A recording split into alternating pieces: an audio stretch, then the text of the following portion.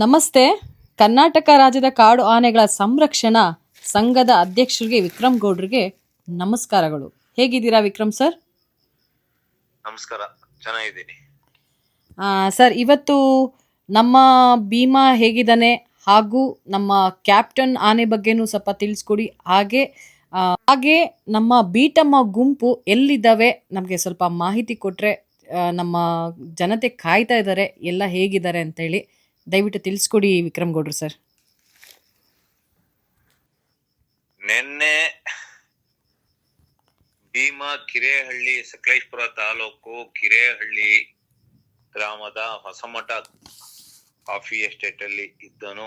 ಸಾಯಂಕಾಲ ಒಂದು 5-5:30 ಟೈಮಲ್ಲಿ ನಮ್ಮ ETF ಹುಡುಗರನ್ನೆಲ್ಲ ಸ್ವಲ್ಪ ಅಡ್ಡಾಡಿಸಿ ಅಲ್ಲಿಂದ ಮಾಗಡಿಗೆ ಹೋಗಿ, ಅಲ್ಲಿಂದ ಮಾಗಡಿ ಎಸ್ಟೇಟಿಗೆ ಹೋಗಿ, ಅಲ್ಲಿಂದ ಕಿರ್ಕ್ಪಾರ್ಟಿ ಕ್ಯಾಂಟೀನ್ ಹತ್ರ ಹೈವೇ ಕ್ರಾಸ್ ಮಾಡಿ, ನ್ಯಾಷನಲ್ ಹೈವೇನ, ಅಲ್ಲಿಂದ ಮಠಸಾಗರ ಗ್ರಾಮಕ್ಕೆ ಹೋಗಿ, ಮಠಸಾಗರ ಗ್ರಾಮದಿಂದ ಆಲೇಬೇಲೂರು ಗ್ರಾಮಕ್ಕೆ ಹೋಗಿ, ಆಲೇಬೇಲೂರು ಗ್ರಾಮದಿಂದ ಕಿರುಹುಣಸೆ ಗ್ರಾಮಕ್ಕೆ ಹೋಗಿ, ಅಲ್ಲಿಂದ ವಡೂರು ಹೋಗಿದ್ದಾನೆ. ನಾವೇನು ನಿನ್ನೆ ಎಲ್ಲ ಹೇಳಿದ್ವು ವಡೂರು ಭೀಮನ ಅರಮನೆ ಅಂತ. ಭೀಮ ಅವನ ಅರಮನೆಗೆ ತಲುಪಿದ್ದಾನೆ. ಆಮೇಲೆ ಇದಿಷ್ಟು ಸುದ್ದಿ ಆದ್ರೆ ನಾನು ಇವತ್ತು ಏನೋ ಕೆಲ್ಸದ ನಿಮಿತ್ತ ಚಿಕ್ಕಮಗಳೂರು ಹೋಗಿದ್ದೆ. ಚಿಕ್ಕಮಗಳೂರಿಂದ ಬೇಲೂರಿಗೆ ಬಂದೆ. ಬೇಲೂರಿಂದ ಅರಳ್ಳಿ ಭಾಗದ ಹತ್ರ ಕಿತ್ತಾವರ ಅನ್ನಲ್ಲಿಗೆ ಬಂದೆ. ಕಿತ್ತಾವರ ಗ್ರಾಮದಲ್ಲಿ ಸುಮಾರು 3 ದಿವಸದಿಂದ ಕ್ಯಾಪ್ಟನ್ ಮತ್ತು ಸುಮಾರು ಕೆಲವು ಹೆಣ್ಣಾನೆಗಳು ಗುಂಪಲ್ಲಿ ಭುವನೇಶ್ವರಿನೂ ಇದೆ. ಆಮೇಲೆ ಮರಿಗಳು, ಈ ತರಲೆ KP ಕಾಲರ್, ಸಿಂಗಲ್ ಕೊಂಬು ಕೋರೆ, ಪೆನ್ಸಿಲ್ KP ಕಾಲರ್, ಸಿಂಗಲ್ ಕೊಂಬಿಂದ ಒಂದು ಕೋರೆ ಆನೆ ಬಂದು ಸೇರ್ಕೊಂಡಿದೆ. ಇನ್ನೊಂದು KP ಕಾಲರ್ ಅಂತ ತರಲೆ ಒಂದು. ಇವೆಲ್ಲ ಅಲ್ಲಿ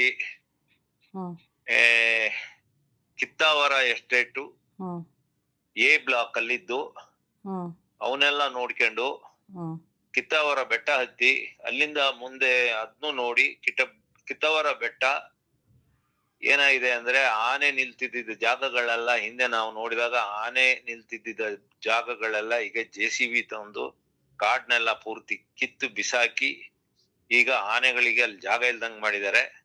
ಅದನ್ನ ಫಾರೆಸ್ಟ್ ಇಲಾಖೆಯವರು ಕ್ರಮ ತಗೋಬೇಕು. ಮತ್ತೆ ಅಲ್ಲಿ ಏನಾರ ಬಿದಿರು ಇಲ್ಲ ಬೇರೆ ಏನಾರ ಬೆಳ್ಸಕ್ಕೆ ವ್ಯವಸ್ಥೆ ಮಾಡ್ಬೇಕು. ಈಗ ಅಲ್ಲಿ ಕಾಡೆಲ್ಲ ಕಿತ್ತಾಕಿದ್ದಾರೆ.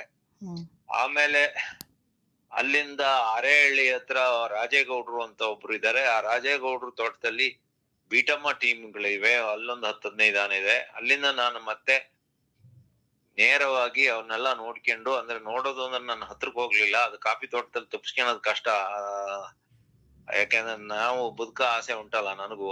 ಆಮೇಲೆ ಅಲ್ಲಿಂದ ನಾನು ಅರೇಹಳ್ಳಿಗೆ ಬಂದು, ಅರೇಹಳ್ಳಿಯಿಂದ ಸಕಲೇಶ್ಪುರಕ್ಕೆ ಬಂದು, ಸಕಲೇಶ್ಪುರದಿಂದ ಒಂದು ಹೊಂಕ್ರಳ್ಳಿ ರೋಡ್ ಅಂತಿದೆ, ಅಲ್ಲಿ ಒಂದು 6 ಕಿಲೋಮೀಟರ್ ಹೋದ್ರೆ ಅಲ್ಲಿ ವಡೂರು ಮತ್ತೆ ಕಿರುಹುಣಸೆ ಗ್ರಾಮ ಇದಾವೆ. ಅಲ್ಲಿಗೆ ಸುಮಾರು ಒಂದು 2:30 ಗಂಟೆ 3 ಗಂಟೆಗೆ ತಲುಪಿದೆ. ಭೀಮಾ ಅಲ್ಲಿ ಶುಂಠಿ ಕಾಡು ಅಂತ ಅಲ್ಲಿ, ಅದು ಅದ್ರ ಪಕ್ಕ ಕಿರುಹುಣಸೆ ಕಾಡು, ಕಲ್ಲಾರೆ ಫಾರೆಸ್ಟ್ ಅಂತ ಏನು ವಡೂರು ಎಲ್ಲ ಒಂದೊಂದು 3-4 ಅಲ್ಲ, ಒಂದು 300-400 ಮೀಟರ್ ದೂರದೊಳಗೆ ಅವೆಲ್ಲವೂ ಸೇರ್ಕೊಂಡಿದಾವೆ. ಮಧ್ಯದಲ್ಲಿ ಒಂದು ಕಾಂಕ್ರೀಟ್ ರೋಡ್ ಹೋಗಿದೆ, ಅಗಲವಾದ ರೋಡು. ಅದು ಭೀಮನ ಅರಮನೆ. ಅಂದ್ರೆ ಮಳೆಗಾಲದಲ್ಲಿ ಭೀಮನ ಜೊತೆ ಒಂದು 13-14 ವರ್ಷದ ಒಂದು ಆನೆ ಹುಡುಗಿ ಇದ್ಲು, ಭೀಮನ್ ಜೊತೆನೆ ಇದ್ಲು. ಆ ಕಾಡಲ್ಲಿ ಭೀಮನು ಇದ್ದ. ಆ ಕಾಡಲ್ಲಿ ಇವತ್ತು ಬೆಳಿಗ್ಗೆ ಏನಾಯ್ತು ಅಂದ್ರೆ, ಶುಂಠಿ ಕಾಡಲ್ಲಿದ್ದ ಭೀಮ ಬಹುಶಃ ಅಲ್ಲಿ ನೀರಿಲ್ಲ, ಬಾಯಾರಿಕೆ ಆಯ್ತು, ಮತ್ತೆ ಕೆಸರು ಹಾಕ್ಯಬೇಕು, ಗಾಯ ವಾಸಿ ಮಾಡ್ಕೋಬೇಕು, ಗಾಯಕ್ಕೆ ಔಷಧಿ ಮಾಡ್ಕೋಬೇಕು. ಹಾಗಾಗಿ ಅಲ್ಲಿಂದ ಒಂದು 200-300 ಮೀಟರ್ ಸಿಮೆಂಟ್ ರೋಡ್ ಅಲ್ಲೇ ನಡೆದು ವಡೂರ್ ಫಾರೆಸ್ಟಿಗೆ ಹೋದ. ವಡೂರ್ ಫಾರೆಸ್ಟಿಗೆ ಅದು ಸುಮಾರು 90-100 ಎಕರೆ ಕಾಡು. ಅದೊಂದು ಒಂಥರ ನಿತ್ಯ ಹರಿದ್ವರ್ಣ ಕಾಡು. ಅಂದ್ರೆ ನಿತ್ಯ ಹರಿದ್ವರ್ಣ ಕಾಡು ಅಂದ್ರೆ ಎವರ್ಗ್ರೀನ್ ಫಾರೆಸ್ಟ್, ವರ್ಷದ ಎಲ್ಲಾ ಕಾಲದಲ್ಲೂ ಹಸಿರಾಗಿರೋಂಥದ್ದು. ಅಲ್ಲಿ ಆ ಕಾಡಿಗೆ ಹೋಗಿದ್ದ. ಆಮೇಲೆ ನಾನು ಅಲ್ಲಿ ಆ ಭಾಗಕ್ಕೆ ಸುಮಾರು 3 ಗಂಟೆ 2:45 3 ಗಂಟೆಗೆ ಇಲ್ಲೆಲ್ಲ ನೋಡಿ ಅಲ್ಲಿಗೆ ಬಂದೆ. ಅಲ್ಲಿ ನಾನು ಅದೊಂದು ರಿಸರ್ವ್ ಫಾರೆಸ್ಟ್ ಆದ್ರಿಂದ ನಾನಲ್ಲಿ ಸೈಡ್ ಕಾಫಿ ಎಸ್ಟೇಟ್ಗಳು ಅದರ ಆ ಕಾಡ್ ಸೈಡ್ ಅಲ್ಲಿ ಇದೆ. ನಾನು ಈ ಹಿಂದೆ ಸುಮಾರು 10 ವರ್ಷದಿಂದ ಅಲ್ಲಿ ಆ ಕಾಡೊಳಗೆ ನನಗೆ ಎಲ್ಲ ಮೂಲೆ ಎಲ್ಲ ಗೊತ್ತು. ಯಾಕೆಂದ್ರೆ ಈಗೊಂದ 4 ವರ್ಷದ ಹಿಂದೆ, ಅಂದಾಜು 4-5 ವರ್ಷದ ಹಿಂದೆ ಭೀಮಾ ಒಂದು ಕೋರೆ ಮುರ್ಕೊಂಡಾಗ ಫಸ್ಟ್ ಕಾಡೊಳಗ್ ಹೋಗಿ ನಾನು ಅದನ್ನ ಫೋಟೋ ತೆಗ್ದಿದ್ದೆ ನಾನು. ಆಮೇಲೆ ಇನ್ನೊಂದ್ಸತಿ ಹೋಗಿದ್ದೆ, ಈಗ ಹೋಗ್ತಲೇ ಇರ್ತೀನಿ. ಅಲ್ಲಿ ಸುಮಾರು ಅದ್ರ ಪಕ್ಕ ಒಂದು ಬೆಂಡೆ ಕಾಡು ಅಂತಿದೆ. ಅಲ್ಲಿ ಈ ಹಿಂದೆ ಹಿಡಿದ ಗುಂಡ ಆನೆಯ ಒಬ್ಬ ಬಾಸ್ ಇದ್ದ. ಅವನು ಭಯಂಕರ ಇದ್ದ, ಅವನ್ ಹಿಡಿಯಕ್ಕೂ ಹೋಗಿದ್ದೆ. ಆಮೇಲೆ ಮತ್ತೂರ್ ಅಂತ ಒಂದು ಆನೆ ಹಿಡಿಯಕ್ ಹೋದಾಗ ಆ ಕಾಡೊಳಗೆಲ್ಲ ಮತ್ತೂರು ಓಡಾಡಿತ್ತು. ಅದೆಲ್ಲ ನನ್ ಕಾಡು ಗೊತ್ತು. ಹಾಗಾಗಿ ಅಲ್ಲೊಂದು ದೊಡ್ಡದೊಂದು ಸರ್ಕಾರಿ ಕೆರೆ ಇದೆ ಅಂತಲೂ ಗೊತ್ತು ಆ ಫಾರೆಸ್ಟ್ ಒಳಗೆ. ಅದಕ್ ಹೋಗೋ ದಾರಿನೂ ಗೊತ್ತಿತ್ತು ನಂಗೆ. ಇಲ್ಲಿ ಕಾಫಿ ತೋಟ ಸೈಡ್ ಅಲ್ಲೇ ಹೋದ್ರೆ ಬಾರ್ಡರ್ ಅಲ್ಲಿ ಹೋಗಿ ನಾನು ಅಲ್ಲಿ ನಿಂತಾಗ ನಿನ್ನೆ ಏನು ಒಂದು ದೃಶ್ಯ ನೋಡಿದೆ. ಭೀಮಾ ನಿರಂತರವಾಗಿ ಕೆಸರನ್ನ ಮುಖಕ್ಕೆ ಹಾಕ್ಯಣದು, ಮೈ ಮೇಲೆ ಹಾಕ್ಯಣದು ಮಾಡ್ತಾ ಇದ್ದ. ಅದೇ ರೀತಿ ಮಾಡ್ತಾ ಇದ್ದ. ಆಮೇಲೆ ಭೀಮಾ ಇದ್ದಕ್ಕಿದ್ದಂಗೆ ಸ್ವಲ್ಪ ಹೊತ್ತು ಅದೆಲ್ಲ ಮಾಡಿ, ಅದು ಅವನ ಅರಮನೆ, ಅದು ಏನು ವಡೂರ್ ಕಾಡು. ಆಮೇಲೆ ನದಿಗಿಳಿದು ನದಿಯಲ್ಲೆಲ್ಲ ಈಜೊಡ್ದು ಅಲ್ಲಿ ಜಲಕ್ರೀಡೆ ಆಡಿದ. ಅಲ್ಲಿ ಆಮೇಲೆ ಸುಮಾರು 1 ಗಂಟೆ ಅಷ್ಟು ಆ ನೀರೊಳಗೆ ಮಲಗಿ ಬಾಯಿನ ಕೆಳಗೆ ಮೇಲೆ ನೀರೊಳಗೆ ಓದ್ತಾ ಇದ್ದ. ಇಷ್ಟವರೆಗೂ ಆ ರೀತಿ ಇದು ಸಿಕ್ಕಿರ್ಲಿಲ್ಲ. ನಿನ್ನೆ ಅಲ್ಲೊಂದ್ ಕೆರೆಯಲ್ಲಿ ಸ್ನಾನ ಮಾಡಿದ, ಆದ್ರೆ ಅದು ಅಷ್ಟೇನು ಜಾಸ್ತಿ ಹೊತ್ತು ಇರ್ಲಿಲ್ಲ. ಇಲ್ಲಿ ತುಂಬಾ ಹೊತ್ತಿದ್ದ. ಬಹುಶಃ ಭೀಮಾ ಇಲ್ಲೇ ಇರ್ತಾನೆ, ಇನ್ನು ನಾಳೆ ಇಲ್ಲೂ ಹೋಗಲ್ಲ. ಯಾಕೆಂದ್ರೆ ಇನ್ನು ಆ ಕಡೆ ಹೋದ್ರೆ ಇನ್ನು ಆಲೂರು ತಾಲೂಕು ಬಾರ್ಡರ್ ಬರುತ್ತೆ. ಅವೆಲ್ಲ ಒಂದ್ ಸ್ವಲ್ಪ ಈಗ ಎಲೆ ಉದ್ರ ಕಾಡುಗಳು. ಈಗ ಇನ್ನೇನು ಚಳಿಗಾಲ ಶುರುವಾದ ಕೂಡಲೇ ಅಲ್ಲಿರೋ ಮರಗಳ ಎಲೆಗಳೆಲ್ಲ ಉದುರ್ತವೆ. ಮರಗಳೆಲ್ಲ ಒಮ್ಮೆ ಎಲೆ ಇಲ್ಲದ ಮರಗಳು ನಿಲ್ತವೆ. ಹಾಗೆ ನೆರಳಿಗೂ ಕಷ್ಟ ಆಗ್ತದೆ, ನೀರು ಕಷ್ಟ ಆಗ್ಬಹುದು. ಆದ್ರೂ ಅಲ್ಲೊಂದು ಕಾಡು ಇದೆ. ಆದ್ರೆ ಅಲ್ಲಿ ಭೀಮಾ ಹೋಗ್ತಾನ ಇಲ್ಲ ಗೊತ್ತಿಲ್ಲ. ಈಗ ಅವನು ಇದಾನಲ್ಲ, ಅಲ್ಲಿಂದ ಒಂದು 1 ಕಿಲೋಮೀಟರ್ ದೂರದಲ್ಲಿ ಆಲೂರು ತಾಲೂಕು ಮತ್ತೆ ನಮ್ ಸಕಲೇಶ್ಪುರ ಬಾರ್ಡರ್ ಅಲ್ಲಿ ಕೆಲವಳ್ಳಿ ಅಂತಲೇ ಏನೋ ಒಂದು ಕಾಡಿದೆ, ಪಿಕ್ಕಿ ಕಾಡು ಅಂತ ಆ ಕಾಡ ಹೆಸರು. ಇರ್ಲಿ, ಇವತ್ತು ಆಮೇಲೆ ನಾನು ಸ್ವಲ್ಪ ಬಾರಿ ದೂರ ಆದ್ರೂ ಒಂದ್ ಸ್ವಲ್ಪ ವಿಡಿಯೋ ಮಾಡ್ಕೊಂಡೆ. ಭೀಮನ ಚಲನವಲನ ಗಂಟೆಗಟ್ಲೆ ನೋಡಿದೆ. ಸ್ವಲ್ಪ ಇಂಪ್ರೂವ್ ಆಗಿದ್ದಾನೆ. ಆದ್ರೂ ಆ ಬಾಯಿ ಒಳಗಿಂದ ಉರಿ ಗಾಯ, ಆ ಕಿವು ಇಳಿತಲೇ ಇದೆ. ಸ್ಮೆಲ್ ಬಂತು. ಅದು ಯಾವ್ದು ಕೆಸರಿನ ಸ್ಮೆಲ್ ಆನೆ ಸ್ಮೆಲ್ ಅಂತ ಗೊತ್ತಾಗ್ಲಿಲ್ಲ. ತುಂಬಾ ಇವತ್ತೇ ನಾವು ಒಂದು ಮಣ್ಣಿಗೆ ನೀರ್ ಬಿಟ್ಟು ಕೆಸರು ಮಾಡಿದ್ರೆ ಅದರಲ್ಲಿ ಮಣ್ಣಿನ ಒಂದು ಸುವಾಸನೆ ಇರ್ತದೆ. ಆದ್ರೆ 3-4 ತಿಂಗಳು 5 ತಿಂಗಳಿಂದ ಕೆಸರಾಗಿರೋ ಜಾಗ, ಅದ್ರಲ್ಲಿ ನೀರ್ ನಿಂತಿರೋ ಜಾಗ, ಅದಕ್ಕೆ ಎಲೆ ಬಿದ್ದು ಕೊಳ್ತಿದ್ದ ಜಾಗ, ಅಂತ ಕೆಸರು ಆದ್ರೆ ಒಂಥರ ದುರ್ವಾಸನೆ ಬರ್ತದೆ. ಆದ್ರೂ ನಂಗೆ ಏನೋ ಒಂದು ವಾಸನೆ ಬಂತು. ಭೀಮನ್ ಕಡೆಯಿಂದಲೇ ನನಗ್ ಗಾಳಿ ಬೀಸ್ತಾ ಇತ್ತು. ಇರ್ಲಿ, ಆಮೇಲೆ ಈಗ ಸ್ವಲ್ಪ ಚೆನ್ನಾಗೂ ಆಗಿದ್ದಾನೆ. ಆಮೇಲೆ ಸ್ವಲ್ಪ ಮನುಷ್ಯರ ಮೇಲೆ ದ್ವೇಷ ಬಂದಿದೆ. ಅದು ಮದದಲ್ಲಿದ್ದಾನೆ, ಕೋರೆ ಮುರ್ಕಂದಾನೆ. ಆಮೇಲೆ ಅವನ ಪ್ರೇಯಸಿಯರನ್ನೆಲ್ಲ ಬಿಟ್ಟು ಬಂದಿದ್ದೊಂದು ಬೇಜಾರು. ಹೀಗಾಗಿ ಭೀಮ ಒಂದ್ ಸ್ವಲ್ಪ ಅದು ಎಲ್ಲ ಮಾಮೂಲಿ. ಯಾಕಂದ್ರೆ ಸಾಕಿದಾನೇನೆ. ಇವತ್ತೊಂದು ನಮ್ಮ ಭೀಮನ ಕುಂಟೆ ಅಂತ ಅಲ್ಲೊಂದು ಕ್ಯಾಂಪ್ ಇದೆ. ಅಲ್ಲಿ ಇವತ್ತೊಂದು ಸಾಕಿದಾನೇನೆ ಮಾವತನಿಗೆ ಹೊಡೆದಿದೆ. ಅದು ಮದ ಬಂದಿತ್ತು. ಆ ಮದ ಬಂದು ಸಾಕಿದಾನೇನೆ ಮಾವತರ ಮೇಲೆ ಎಲ್ಲ ಅಟ್ಯಾಕ್ ಮಾಡಿತು ಅಂದ್ರೆ ಇನ್ನು ಕಾಡಾನೆಗಳಿಗೆ ಇನ್ನೂ ಸಿಟ್ಟು ಜಾಸ್ತಿ. ಮನುಷ್ಯರ ಸಂಪರ್ಕ ಇಲ್ಲ. ಮನುಷ್ಯರನ್ನ ಕೆಲವು ಆನೆಗಳು ದ್ವೇಷಿಸ್ತವೆ. ಆಮೇಲೆ ಮತ್ತೆ ಮದ ಬಂದ ಆನೆಗಳಿಗೆ ಏನೂ ಗೊತ್ತಿರಲ್ಲ. ಅವಕ್ಕೆ ಅದರ ಗುರಿ ಏನಿದ್ರು ಹೆಣ್ಣಾನೆ. ಒಂದು ಹೆಣ್ಣಾನೆ ಸಿಕ್ಕಿರೆ ಅದರ ಮದ ಒಂದ್ ಸ್ವಲ್ಪ ಶಮನ ಆಗ್ತದೆ. ಅದರದ ಉದ್ರೇಕಗಳು ಇಲ್ಲ ಅದರ ಮನಸ್ಥಿತಿ ಇರ್ಬೋದು, ಅದರ ಸಿಟ್ಟು ಎಲ್ಲವೂ ಕಂಟ್ರೋಲಿಗೆ ಬರುತ್ತೆ. ಭೀಮಿಗೆ ಸಿಕ್ಲಿಲ್ಲ ಈ ಸರಿ. ಆಗ ಅದು ಒಂದು ಕೋರೆ. ಆನೆಗಳು ಅದ್ರ ಗಂಡಾನೆಗಳು ಅವುಗಳ ಕೋರೆಗಳನ್ನ ಮುಟ್ಟಿ ಮುಟ್ಟಿ ಸೊಂಡ್ಲಲ್ಲಿ ಮುಟ್ಟಿ ಕಣ್ಣಲ್ಲಿ ನೋಡ್ಕೊಂಡು ಹೆಮ್ಮೆ ಪಡ್ತವೆ. ಆಮೇಲೆ ಕೋರೆಗಳನ್ನ ಮರಗಳಿಗೆ ಇಲ್ಲ ಕಲ್ಲುಗಳಿಗೆ ಉಜ್ಜಿ ಅದನ್ನ ಚೂಪು ಮಾಡ್ಕೊಂತವೆ. ಒಂದು ವರ್ಷದಲ್ಲಿ ಒಂದು ಗಂಡಾನೆಯ ಕೋರೆ 7 ಇಂಚು ಬೆಳೀತೆ. ಆದ್ರೆ ಅದು ಉಜ್ಜಿ ಕಲ್ಲಿಗೆ ಉಜ್ಜಿ ಅದು ಇದು ಮಾಡಿ 2 ಇಂಚು 3 ಇಂಚು ಕಡಿಮೆ ಆಗಿರ್ತದೆ. ಅಂತ ಆನೆದು ಒಂದು ಕೋರೆ ಮುರಿದಾಗ ಅದಕ್ಕೆ ಮನಸ್ಥಿತಿ ಹೇಗಾಗಿರ್ಬೋದು, ಅದಕ್ಕೆ ಎಷ್ಟು ಬೇಜಾರಾಗಿರ್ಬೋದು. ಆಮೇಲೆ ಆನೆಗಳು ನೆನಪಿನ ಶಕ್ತಿ ಜಾಸ್ತಿ. ಒಂದು ಆನೆ ಒಂದು ರಸ್ತೆಯಲ್ಲಿ ನಡೆದು ಹೋಗಿದ್ರೆ ಅದು 20 ವರ್ಷ ಆದ್ರೂ ಮರೆಯಲ್ಲ. ಒಂದು ನೀರಿನ ಜಾಗನ ಅದು 20-25 ವರ್ಷ ಆದ್ರೂ ಮರೆಯೋದಿಲ್ಲ. ಅದಕ್ಕೆ ಯಾರೇ ಒಳ್ಳೇದ್ ಮಾಡಿರ್ಲಿ ಕೆಟ್ಟದ್ ಮಾಡಿರ್ಲಿ ಅವರ ಧ್ವನಿಯನ್ನ ಭಾರಿ ದಿನ ನೆನ್ಪಿಟ್ಕೊಂತದೆ. ಅದಕ್ಕೆ ನಾನು ಆನೆಗಳನ್ನ ಓಡ್ಸಕ್ ಹೋಗೋರಿಗೆ ನೀವು ಜೋರಾಗಿ ಮಾತಾಡ್ಬೇಡಿ ಇಲ್ಲ ಕೂಗ್ಬೇಡಿ, ನಿಮ್ಮ ಧ್ವನಿನ ಆನೆ ನೆನ್ಪಿಟ್ಕೊಂತದೆ ಅಂತ ಹೇಳಿ ಕಳಿಸ್ತೀನಿ. ಅಂತ ಆನೆಗಳು ಅಂತ ಈ ಭೂಮಿ ಮೇಲೆ ಆನೆಗಳು ಬಿಟ್ರೆ ಬೇರೆ ಯಾವ ಆನೆಗಳು ಒಂದಲ್ಲಿಂದ ಒಂದು ಸುಮಾರು 15-30 ಕಿಲೋಮೀಟರ್ ದೂರದವರೆಗೂ ಅವು ಮೆಸೇಜ್ ಪಾಸ್ ಮಾಡ್ತವೆ. ಆಮೇಲೆ ಒಂದು ಆನೆ ಒಂದು ಕಾಡೊಳಗಿದ್ರೆ ಇನ್ನೊಂದು ಆನೆಗೆ ನಿತ್ತಲೆ ಗೊತ್ತಾಗ್ತದೆ. ಇಂಥ ಮೆಸೇಜ್ಗಳಿಗೆ ಸಬ್ಸಾನಿಕ್ ವೇ ಆಫ್ ಕಮ್ಯುನಿಕೇಶನ್ ಅಂತಾರೆ. ಆಮೇಲೆ ಒಂದು ಹೆಣ್ಣಾನೆ ಹೀಟಿಗೆ ಬಂದ್ರೆ ಅದು ಗಂಡಾನೆಗಳಿಗೆ ಸುಮಾರು 5 ಕಿಲೋಮೀಟರ್ ದೂರದವರೆಗೂ ಅದು ಇದೇ ತರ ಮೆಸೇಜ್ ಪಾಸ್ ಮಾಡುತ್ತೆ. ಅದನ್ನ ಬಿಟ್ರೆ ಇನ್ನು ಭೂಮಿ ಮೇಲೆ ಇರೋ ಜೀವಿಗಳಲ್ಲಿ ಡಾಲ್ಫಿನ್ ಮೀನ್ಗಳು ಅವು ಸಮುದ್ರದೊಳಗೆ ಮೆಸೇಜ್ ಕಳಿಸಿ ಒಬ್ರಿಗೊತ್ತು ಮಾತಾಡೋದು ಇಲ್ಲ ಕಷ್ಟಗಳನ್ನ ಹೇಳ್ಕೊಳೋದು ಎಲ್ಲ ಇದೆ. ಇದೆಲ್ಲ ಪ್ರಕೃತಿ ಕೊಟ್ಟಿರೋ ವರ. ಈಗ ಭೀಮ ಅಲ್ಲಿದಾನೆ.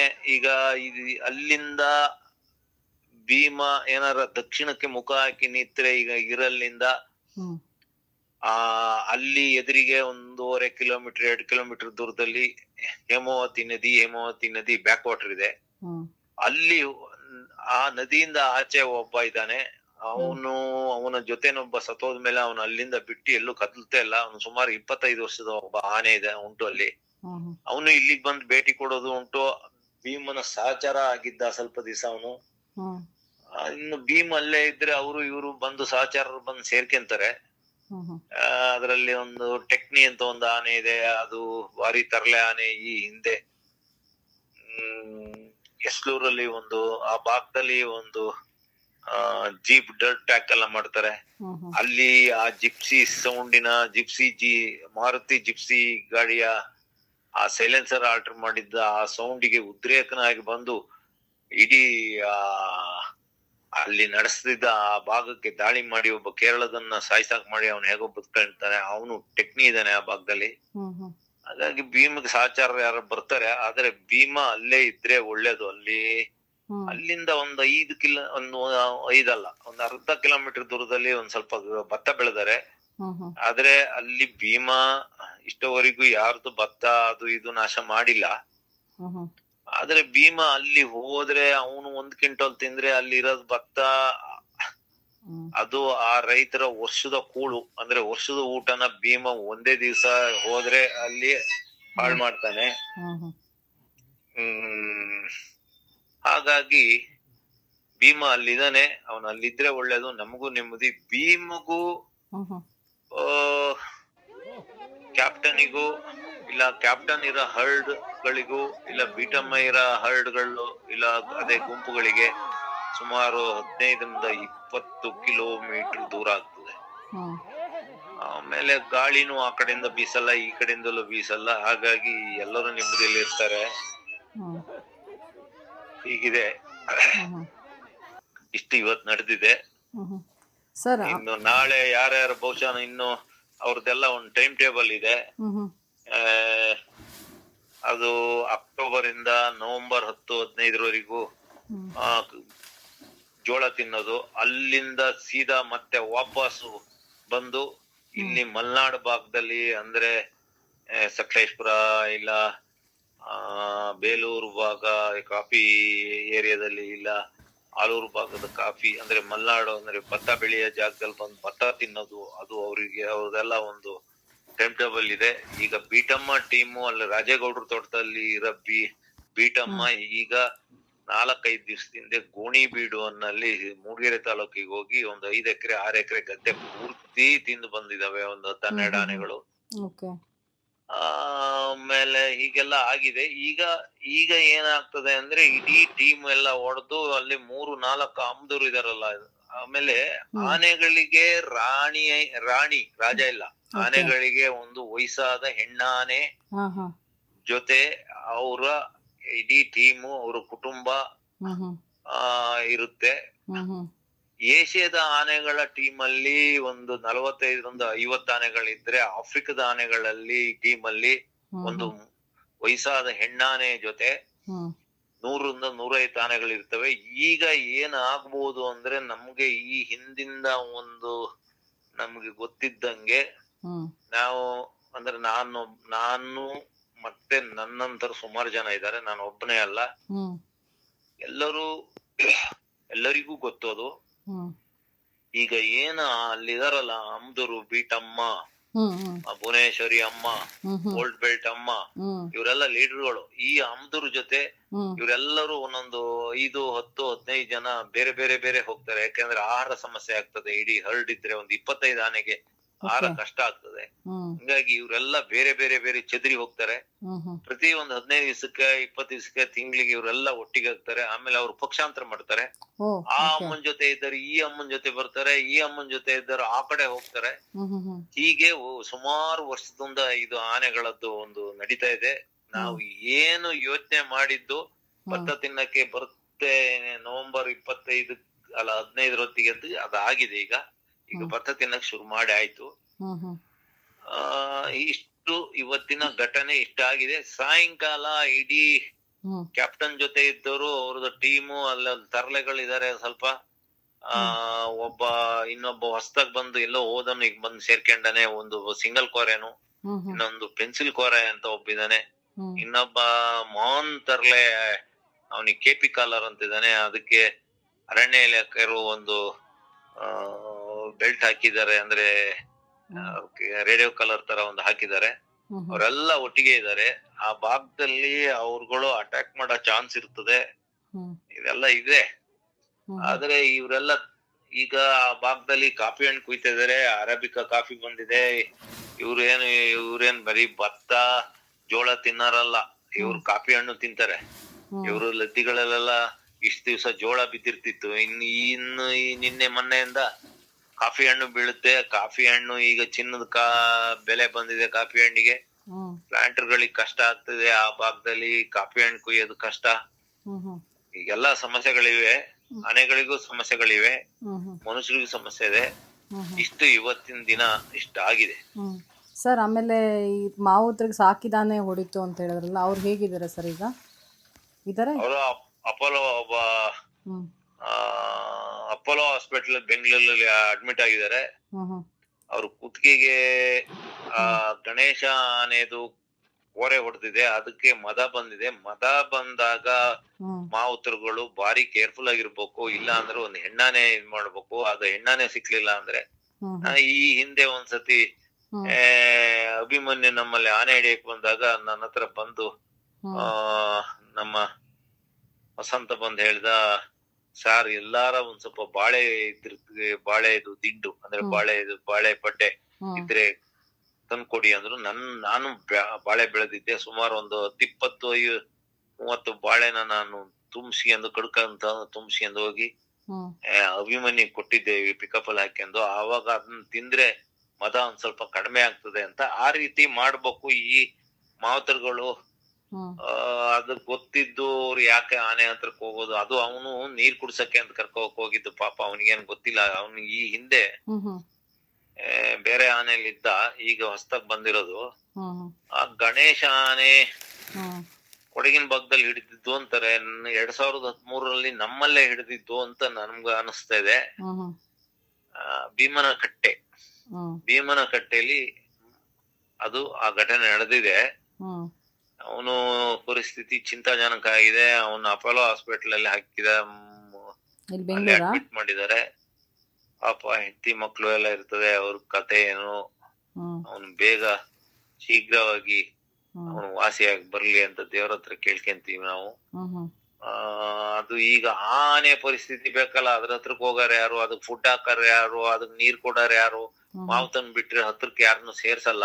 ಹ್ಮ್ ಮದ ಬಂದಾಗ ಆನೆಗಳಿಗೆ ಏನಿಲ್ಲ, ಆನೆಗಳ ದಡ್ಡ ಆಗಿರ್ತದೆ, ಇಲ್ಲ ಅಂದ್ರೆ ಸಿಟ್ಟು ಜಾಸ್ತಿ. ಆ ಟೈಮಲ್ಲಿ ಅವಕ್ಕೆ ಏನು ಗೊತ್ತಾಗಲ್ಲ. ಈ ಹಿಂದೆ ಮದ ಬಂದಾಗ ನಾನು ಎಷ್ಟು ಸುಮಾರು ಒಂದು 7-8-10 ವರ್ಷ ಹಿಂದೆ, ಅಂದ್ರೆ 10 ವರ್ಷ ಆನೆ ಹಿಡಿಯತ್ತಿಗೆ ನಾನೊಂದು ಗಜೇಂದ್ರ ಆನೆ ಮೇಲೆ ಕೂಗ್ತಿದ್ದೆ. ಆ ಆನೆ ಆ ಮಾವತನ ಗಣಪತಿನ ಹೊಡೆದಾಕಿ ಮದ ಎಲ್ಲ ಇಳಿದ ಮೇಲೆ ಅವನ್ನ ಹುಡುಕ್ತಿತ್ತಂತೆ. ಅಲ್ಲಿ ಅವನ್ ಮನೆ ಹತ್ರ ಅಲ್ಲಿ ಇಲ್ಲಿ ಎಲ್ಲಾ ಹುಡ್ಕೊಂಡ್ ತಿರುಗ್ತಾ ಇತ್ತಂತೆ. ಹಾಗಾಗಿ ಆನೆಗಳು ತಪ್ಪಲ್ಲ, ಅದು ಮದ ಬಂದಾಗ ಆಗುತ್ತೆ. ಇಷ್ಟು ಆಗಿದೆ. Thank you Vikram Gowda sir, ತುಂಬ ಸಾಕಷ್ಟು ಮಾಹಿತಿ ಕೊಟ್ಟಿದ್ದೀರಾ ನಮ್ಮ ಬೀಟಮ್ಮನ ಬಗ್ಗೆ, ಕ್ಯಾಪ್ಟನ್ ಬಗ್ಗೆ, ಹಾಗೆ ನಮ್ಮ ಭೀಮನ್ ಬಗ್ಗೆ ಕೊಟ್ಟಿದ್ದೀರಾ. ತುಂಬ ತುಂಬ ಧನ್ಯವಾದಗಳು. ಎಲ್ಲರೂ ಕಾಯ್ತಾ ಇರ್ತಾರೆ ಸರ್ ಈ ವಿಡಿಯೋನ. ನೀವು ಹೇಳೋವಂಥ ವಾಯ್ಸು ಕೂಡ ನಾನು ಕಮೆಂಟಲ್ಲಿ ಕೂಡ ನೋಡಿದೆ ಸರ್. ನಾನು ನಿಮ್ಮ ಬಗ್ಗೆ ತುಂಬ ಅಭಿಮಾನಗಳು ಇಟ್ಕೊಂಡು ಮೆಸೇಜ್ ಮಾಡಿದ್ದಾರೆ. ಕೆಲವ್ರು ಯಾರೋ ಒಬ್ಬರು ನಂಬರು ಕೇಳಿದರೆ, ಕಮೆಂಟ್ ವಿಕ್ರಮ್ ಗೌಡ್ರು ನಂಬರ್ ಕೊಡ್ತೀರಾ ದಯವಿಟ್ಟು ಅಂತ ಕೇಳಿದ್ರೆ ಕಮೆಂಟ್ ಬಾಕ್ಸಲ್ಲಿ ನೋಡಿ ಸರ್ ಹಾಕಿದ್ದಾರೆ. ಅಷ್ಟು ನಿಮ್ಮ ಮೇಲೆ ಒಳ್ಳೆ ಗೌರವ, ಮತ್ತು ಯೂಟ್ಯೂಬಲ್ಲೂ ಅಷ್ಟೇ ನಿಮ್ಮ ಮೇಲೆ ಒಳ್ಳೆ ಗೌರವ ಇಟ್ಕೊಂಡಿದ್ದಾರೆ ಜನ. ಹೀಗೆ ನಿಮ್ಮನ್ನು ಆ ಭೀಮನ್ನು ಪ್ರೀತಿ ಮಾಡ್ತಾ, ಜನಗಳು ನಿಮ್ಮನ್ನು ಪ್ರೀತಿ ಮಾಡ್ತಾ ಒಳ್ಳೇದಾಗಲಿ ಅಂತ ಹಾರೈಸ್ತೀನಿ ಸರ್ ನಾನು. ನಮಸ್ಕಾರ. ನಮಸ್ಕಾರ ಸರ್.